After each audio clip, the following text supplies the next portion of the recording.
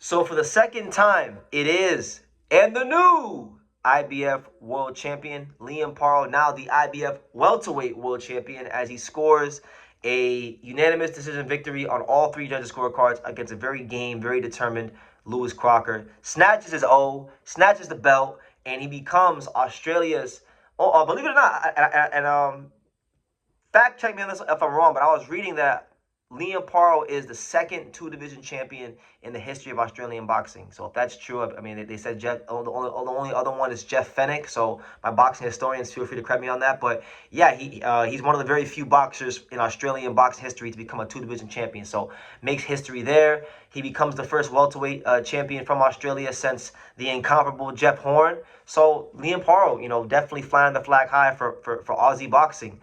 And I think he makes the division more interesting because this is a guy in Liam Paro who is now a two-division champion. This is a guy in Liam Paro who really and truthfully is better than people give him credit for. I feel that he is. This is a guy that I think is, and he showed it today. He beat Lewis Crocker, who many people believed was the weak link of the division. Now, I think it's really hard to gauge where Liam Paro fits in the current landscape of the champions because, I don't think he's the weakest. I don't think he's the weakest, but I know he's not the strongest. So, I don't know. I don't know if you put him above Rolly or Ryan, but I know he ain't the weakest. That much I do know. So, these guys got to fight each other to find out who's who. So, I'll leave that to you guys. I don't want to discredit a guy who's actually become a two-division champion because being a one-division champion is hard, but being a two-division champion is even harder. So, respect to him for accomplishing that. But as far as the fight itself, it was an interesting fight. Paro put a lot of rounds in the bank early. Paro is a guy that, because Crocker, if you look at his style, Crocker is he likes to be the counterpuncher. Liam Paro is a guy that I would say he's more of like he can box a little bit and he can counterpunch at times too. But when he's fighting high level guys, Liam Paro, for the most part, is a guy that beats you with his work rate. He beats you with his accuracy. He beats you by placing the shots.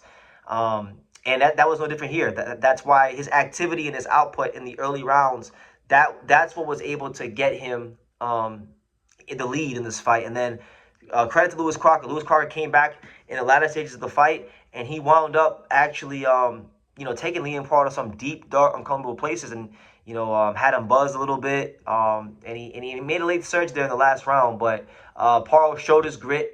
He showed his determination. He showed his gumption to win at the highest level of championship boxing, and he held on, and he became a world champion again. And Eddie Hearn has lost a world champion again. It's been a tough year for Eddie Hearn. Eddie Hearn lost Andy Cruz to Top Rank, to Murataya. Top Rank beat him. Eddie Hearn winds up losing Lewis Crocker to No Limit Boxing. So who knows? Could this be a growing trend this weekend? Is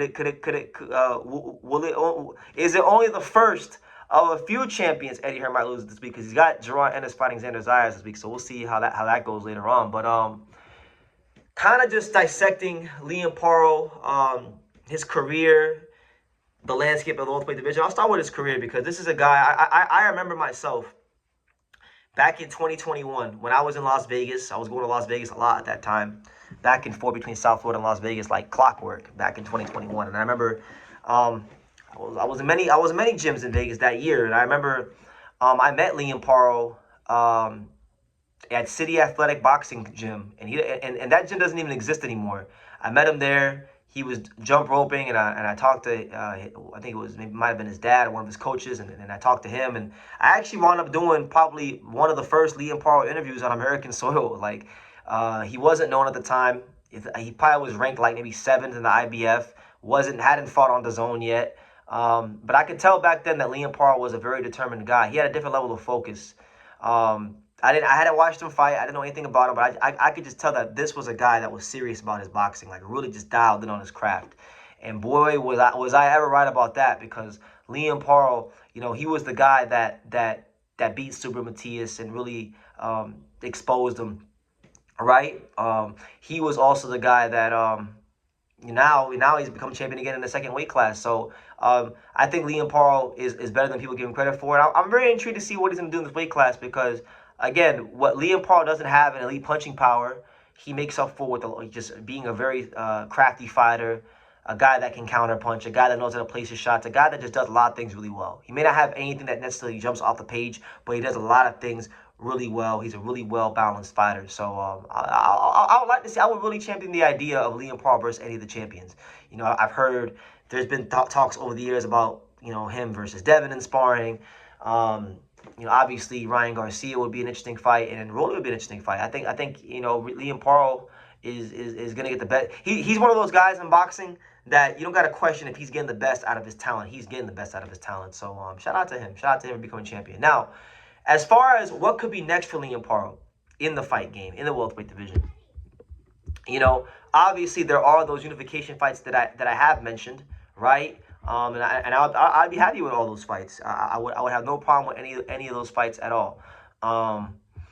But you know, looking at the rankings, you know, just looking at where guys are ranked, you know, Liam already beat Liam Paro. Maybe he winds up fighting Patty Donovan, who just won an eliminator fight. You know, Patty Donovan had just beaten Karen, so he is the mandatory. So that could be a fight. You know, Patty Donovan, I think, is a good fighter. I don't think Patty Donovan should have ever lost to Lewis Crocker, and I feel like in the first fight and second fight, he beat himself in both fights. He was the better fighter, but you know, the better fighters sometimes don't win. So you know, he wrote those wrongs against Karen, and Karen was a guy that a lot of people had a lot of hype on because of how he performed against Jerron Anderson in their 24 rounds. And I thought he made a statement. He dropped him 2 times, won a decision, and did his thing. So that could be next.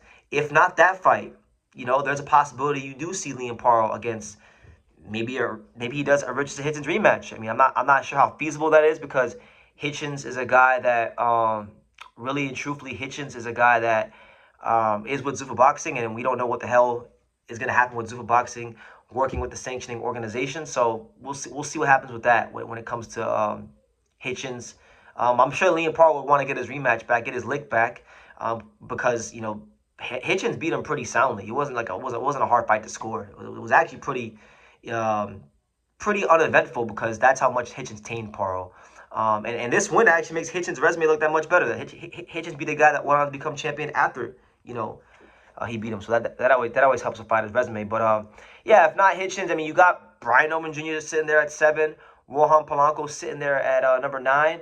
So my guess would be that you could look for top-ranked boxing to make a play at going on the Liam Paro route, whether it be for Rohan or Brian Noman Jr.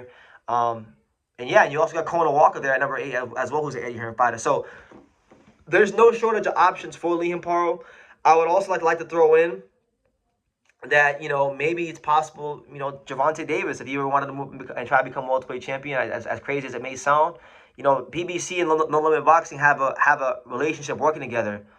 Why not go that route? That'd be a big enough money fight, and I think Liam Paro would take it. So, yeah, those are the options for Liam Paro, and he is world champion again, and he showed that he is a guy that is truly a world-class fighter. He's put himself in the history books as one of the very few Australian boxers to be a multi-divisional champion, and he's someone that is going to be a tough out for anybody in the division. You know, he's not a bum. He's not no pushover. And if I had it my way, the fight I like to see for Liam Paro, I'd probably want to see him against I would like to see him against a guy like Rolly.